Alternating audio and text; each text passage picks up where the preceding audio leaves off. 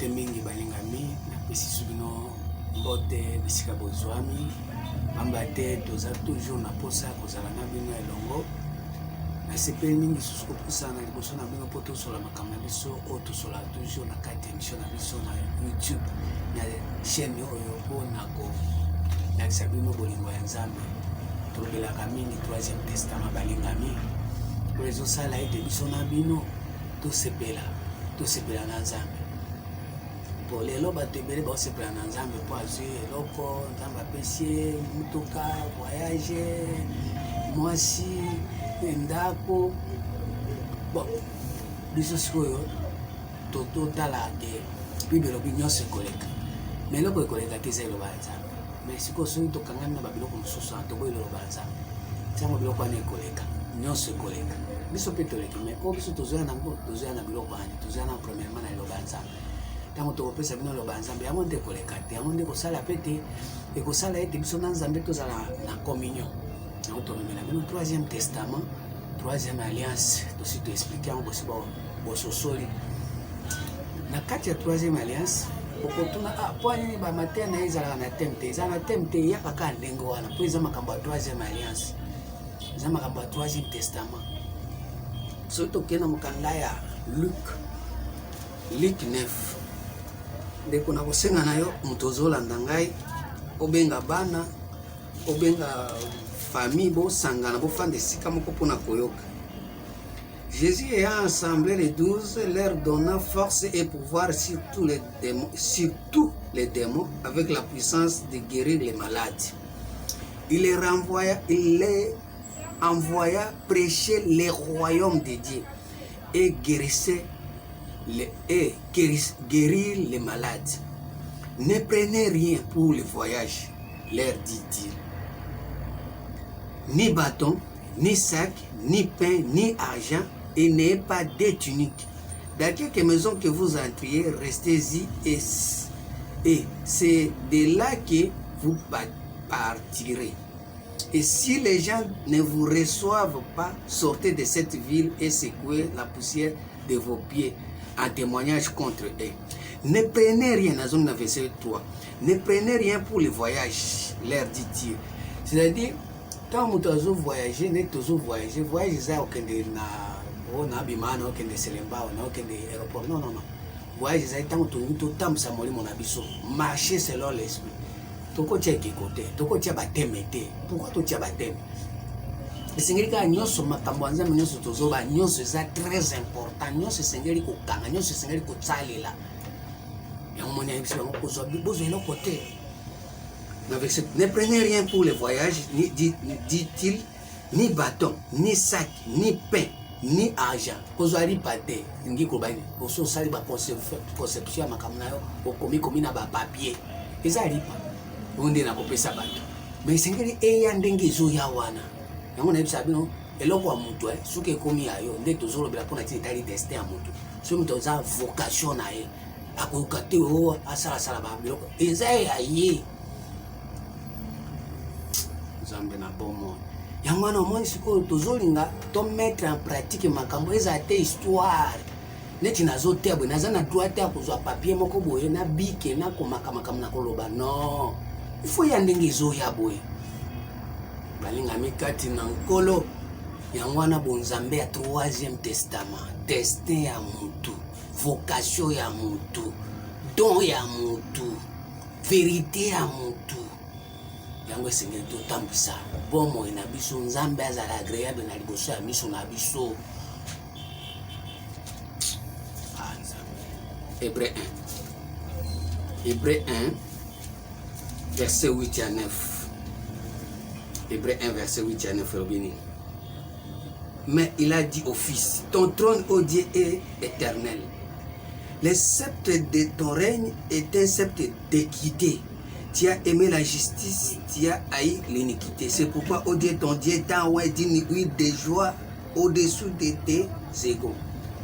Ton trône, ô Dieu, est éternel. Le sceptre de ton règne est un sceptre d'équité. Équité, c'est automatique. Et là, je suis na ndenge ya ye moko. Et c'est ce que tant aux obimisa banzete oyo za ko régner ezala nzete oyo eza mayele o nzambe atia po nzambe atia banzete na kati ya jardin banzete wana eza ba mayele bo pouvoir moko boye ifo ezala eloko ya yo molinga mikati na nkolo. Proverbe 21 nzambe na bomo isunga bato bazolanda.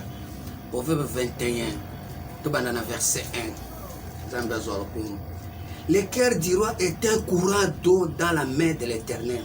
Il incline partout où il vient. Toujours le mai eza testé à mutu. Tortanga qui a un proverbe 20 verset 5 à 6. Nazongilango. Les desseins dans le cœur de l'homme sont des eaux profondes. Bobisco on a verset proverbe 21 verset 1. Le cœur du roi est un courant d'eau. Ça veut dire soko koti na kati ya moto azo vivre na kati ya royaume aza roi. Soko koti na kati ya motema na ye okokuta mai okuta destin na ye. Destin wana ko permettre ye mai wana incliner côté nyonso alingi. Le cœur du roi est un courant d'eau dans la main de l'Éternel. Il incline partout où il veut. Nazana droite ya koba o il faut na bomba matea na kotea bo no na kotere makabwe na tena ngambala moko na kosabu soko za directeur osali ki directeur no facile no zo sala ndenge olingi mutako empêcher yo balinga mikati na nkolo. Tous les voies de l'homme sont droits à ses yeux, mais celui qui pèse le cœur c'est l'Éternel. Les pratiques de la justice et de l'équité, voilà ce que l'Éternel préfère au sacrifice. Nazongela. Les pratiques de la justice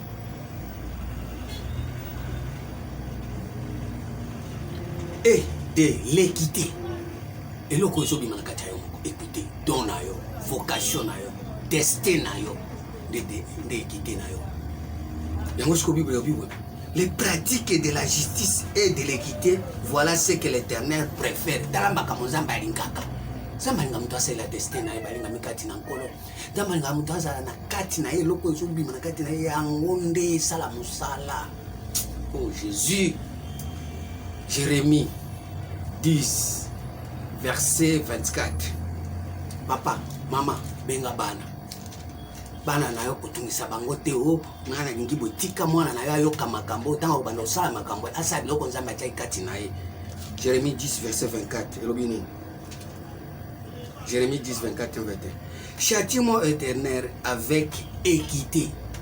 Châtie-moi, ô Éternel, mais avec équité. Et non dans ta colère, de peur que tu ne m'anéantisses. Ce que mon oiseau préféré, châtie-moi, ô Éternel, avec équité. Bible que mon oiseau qui a zobimisa, makambo za na kati na ye, azana droit ya koloba.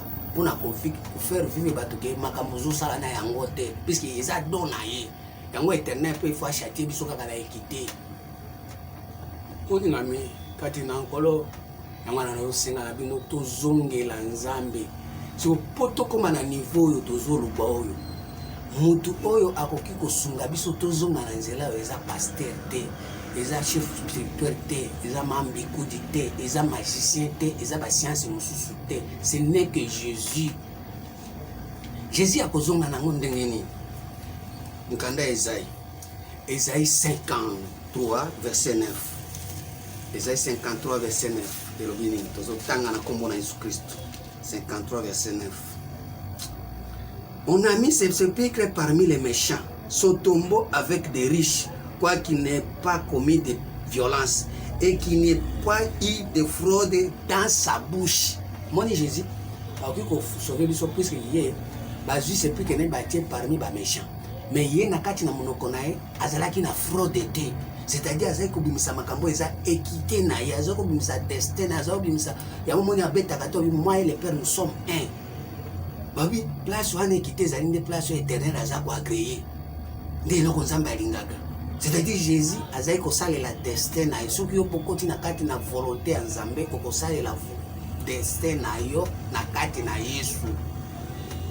Kobande suku envier bato te kokopier te olokoti oyo osangisi obimisi lokuta babi na kati ya monoko na ye fraude ata moko ezalaki te, mais batiaki sepike ne parmi les méchants, batiaki sepike. Ça veut dire quoi? Mokanda ya psaume tokozongela partie psaume 5 verset 9 elobini. Psaume 5 verset 9 yo mutozolanda ngai tanga Bible ngapi nazotanga Bible nalingi Bible nde eloba elobi boye. Psaume 5 verset 9, l'Éternel conduis-moi dans ta justice à cause des méchants. Aplanir ta voix sous mes pas, car il n'y a pas de sincérité dans leur bouche. Leur cœur est rempli de malice, leur gosier est un sépulcre ouvert. Ils ont sur la langue des paroles flatteuses. Bazo flatte bato na lolemo boya lolibolo. Olia bimisa makambo ezali équité, makambo eza donaye, non? Azo bimisa makambo ya nyoka, ya kolakisa bato makambo eza libanda ya bato, même na ba église na biso. Oli bate ayo po on se retrouver, on miyeba, non? Bola kiso makambo eza libanda na yo.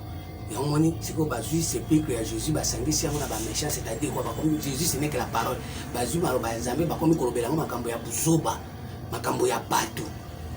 À ce moment-là, or Jésus ye moko na kati na monoko na ye atikala kotia makambo ya fraude te. Balobia wana mukanda ya Esaïe, na verset 10. Car il n'y a pas de sincérité dans leur bouche. Leur cœur est rempli de malice, leur gosier était sépulcre ouvert, ils ont sur la langue des paroles flatteuses. So toke pe na Romains 9. Toke na Romains 9. Romains 3 pardon. Romains 3 verset 9 Romains 3. Quoi donc Romains 3 9. Quoi donc? Sommes-nous plus excellents? Nullement, car nous avons déjà prouvé que tous les Juifs et Grecs sont sous l'empire du péché. C'est là qu'il est écrit, il n'y a pas de juste, pas même un seul, nul n'est intelligent, nul ne cherche Dieu. Tous sont égarés, tous sont pervertis. Il n'y en a aucun qui fasse le bien, même pas même un seul. Leur gosier est un sépulcre ouvert, ils se servent de leur langue pour tromper. Bato bazako ba makambo ya Jésus, bazui sepulcre ya Jésus, batiango parmi makambo ya ba méchant, ça veut dire na kati ya kolobela Jésus, Jésus ce n'est que la parole, azolobela makambo ya nini ya ko tromper bato. Ils ont sous leurs lèvres un venin d'aspic. Leur bouche était pleine de malice, de malédiction et d'amertume. Ils ont des pieds légers pour répandre le sang. La destruction et le malheur sont sur leur route. Ils ne connaissent pas le chemin de la paix. La crainte de Dieu n'est pas devant leurs yeux. Des temps où tu as zoba makambo, kobanga nzambe zate, azome mabato ba venin, ba poison ya nyoka, azo morde bato. Yangwana moni lelo toza ko nyokwama, l'église ya nzambe zate, toza na l'église ya bato, ba masolo, bazui sepulcre ya Jésus batie parmi les méchants. Si autant batie parmi les méchants, Jésus moko siko salini na Colossiens 3. Colossiens 2 pardon. Colossiens 2 verset 12. Et obini. Tozongela na Jean 9 Luc 9 ouais. Colossiens 2 verset 12 Bible. Ayant été enseveli avec lui par le baptême, vous êtes aussi ressuscités en lui, avec lui par la foi et en la puissance de Dieu qui l'a ressuscité des morts. Nde makambo toye nango esiko tozo sekwisa Yesu batie parmi ba mort, parmi ba kufi, parmi buzoba, parmi makambo ezanga vie. Siko faut to sekwisa yango à travers le Troisième Testament na Matthieu ya résurrection. Tozo sekwisa pourquoi? Parce que total mukanda ya Esaïe 43 verset 26. Là, c'est Jésus a dit, réveille ma mémoire, plaidons ensemble. To réveiller mémoire ya nzambe na kati na bomo na biso. To réveiller mémoire ya nzambe. Or mémoire ya nzambe ce n'est que volonté ya nzambe Jésus. To réveiller Jésus na kati na bomo na biso balinga mi kati na nkolo.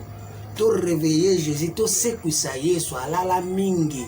To sekwisa to lalisa bonzambe mingi.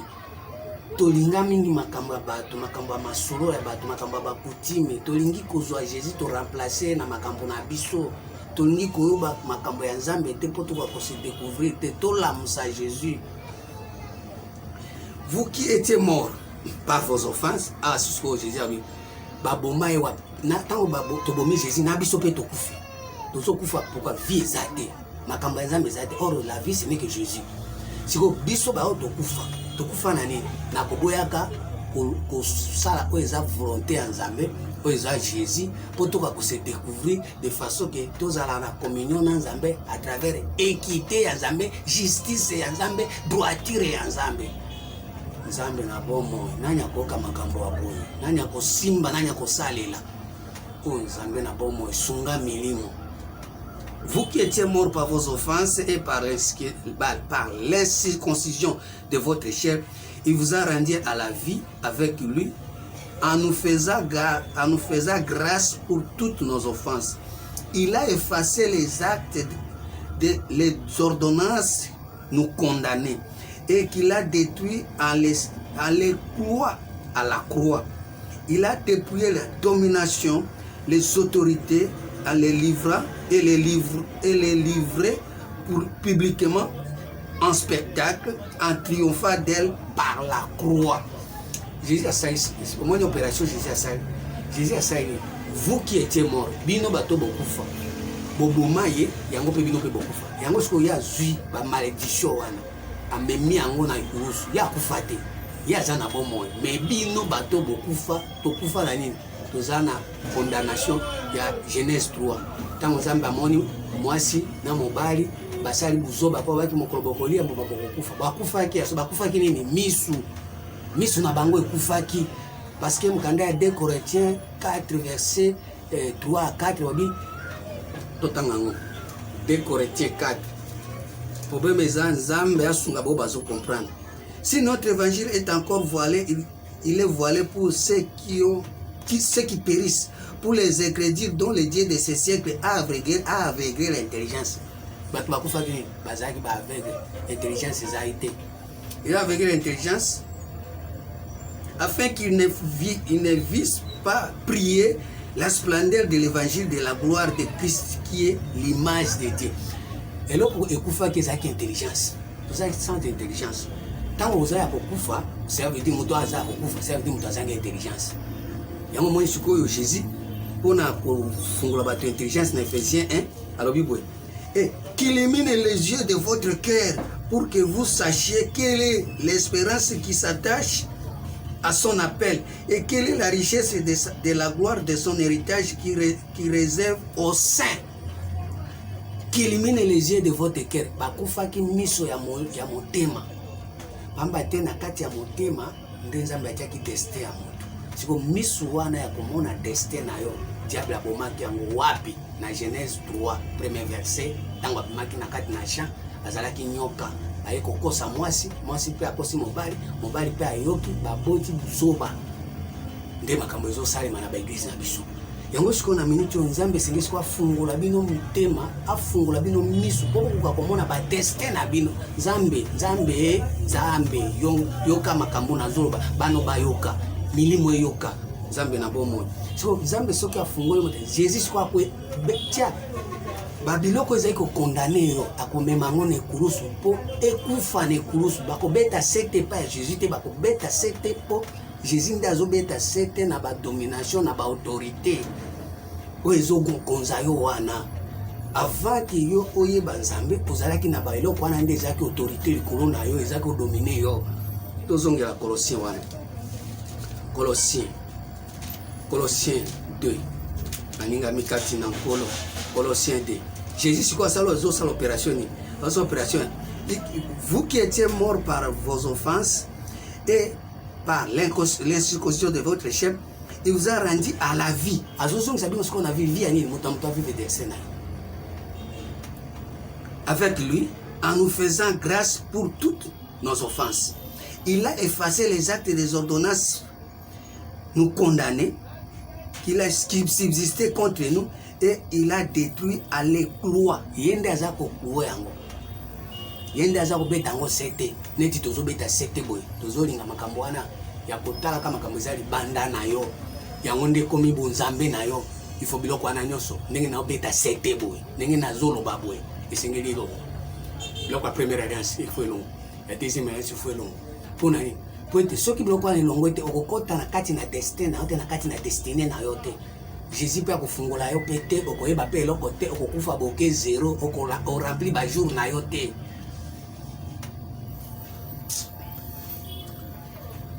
Oh Jésus. Que personne n'a qu'un verset 16. Que personne donc ne vous juge au sujet du manger ou du boire ou au sujet d'une fête, d'une nouvelle ligne ou de sabbat.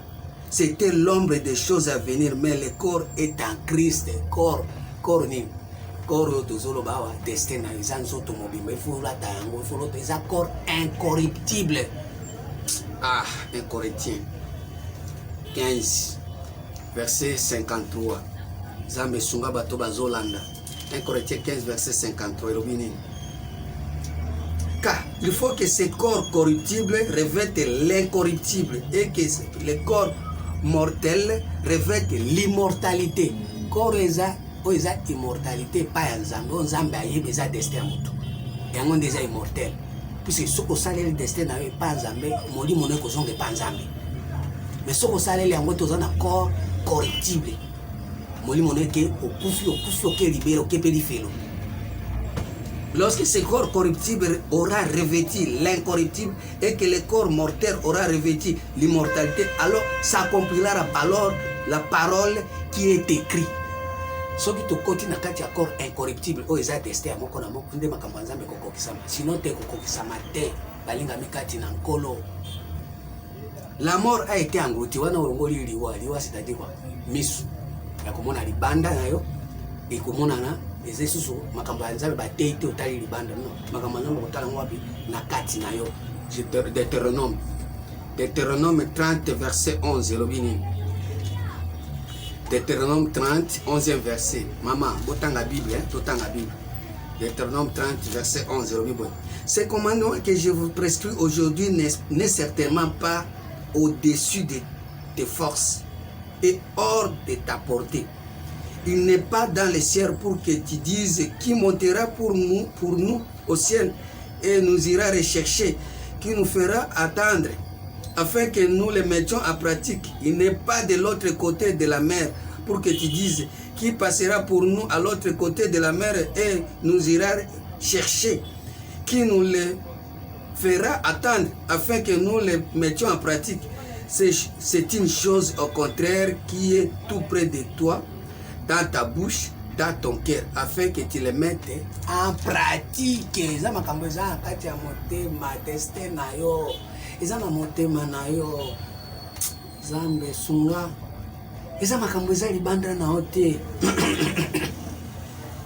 Eza na kati ya motema na yo. Soki okoti na kati ya motema na otali destin na nde commandement ya Nzambe bandi siko existe. Wana nde siko lati corps incorruptible. Nzambe asunga bato bazolanda. Nzambe asunga moto soyo ko eza 3e testament. O eza 3e alliance. Eza na ba héritage nango oko hérité yango. Oko hérité nini? Tokena na pesa bino vraiment mbala moko eloko yo po bato ebele bayebi yango te. Fo makambo zana avana tanga kwa tokena na verset na mkanda ya Colossiens 3 verset 2. Makambo yo Colossiens 3 2e verset lo biboye. Makambo yo eza makambo ko tango zo kango ndeko nanga kufanda boite na Colossiens 2 et 3 verset 2. Affectionnez-vous aux choses d'en haut et non à celles qui sont sur la terre, car vous êtes morts et votre vie est cachée avec Christ en Dieu.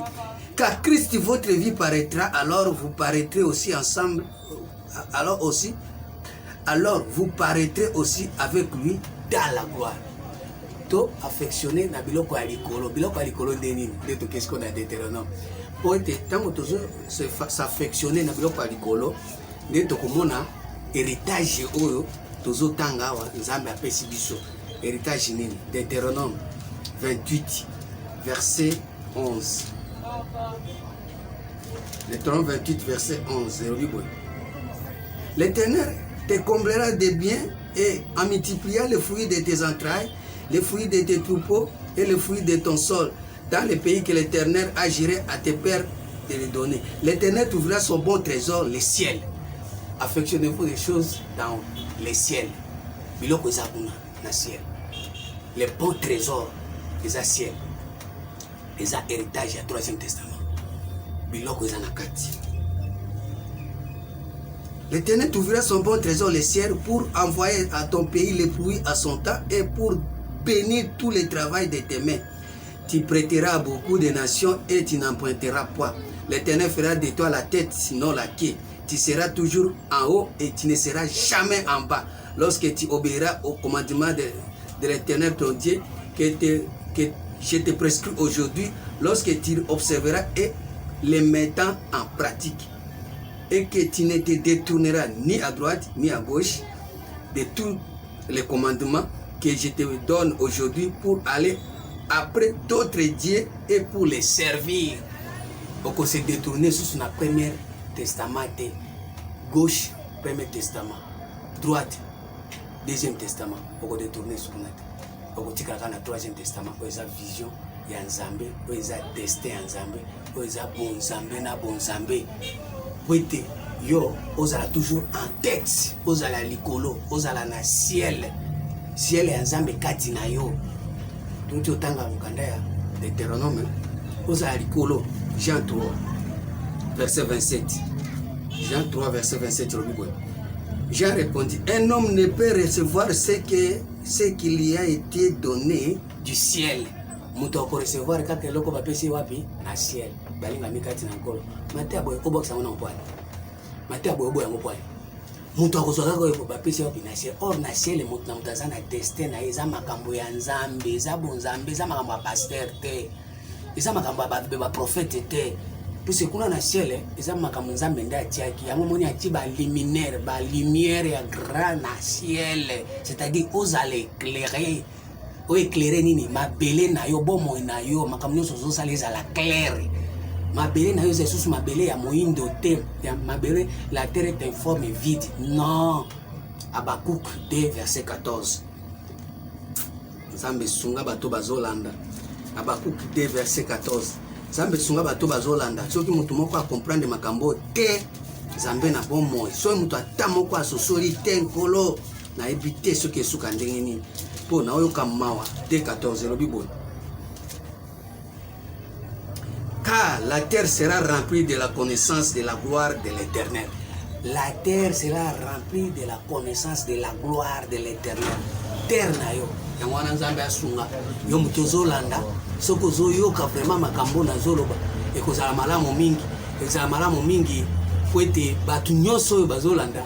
Babika bolamu ya Nzambe. Ekozala malamu mingi. Soko sosoli makambo o vive bolingo ya Nzambe. Nzambe apambola yo moto olandi biso. Nzambe asunga yo moto olandi biso. Nazo senga na yo vraiment mikotsanga makambo po mabele na yo ezala mabele susu ya moto ayeba semence ya mabe. Nzambe alobi ondimi yango bongo te. Mais ezala lilobo soki moto alobi otali omikoti na kati mbala moko vive bolamu ya Nzambe. Etikala boye. Nazo pesa numéro na ngai. Bo soutenir émission. Nazo pesa bino bo soutenir. To leka na ba télévision ba chaîne ya minene.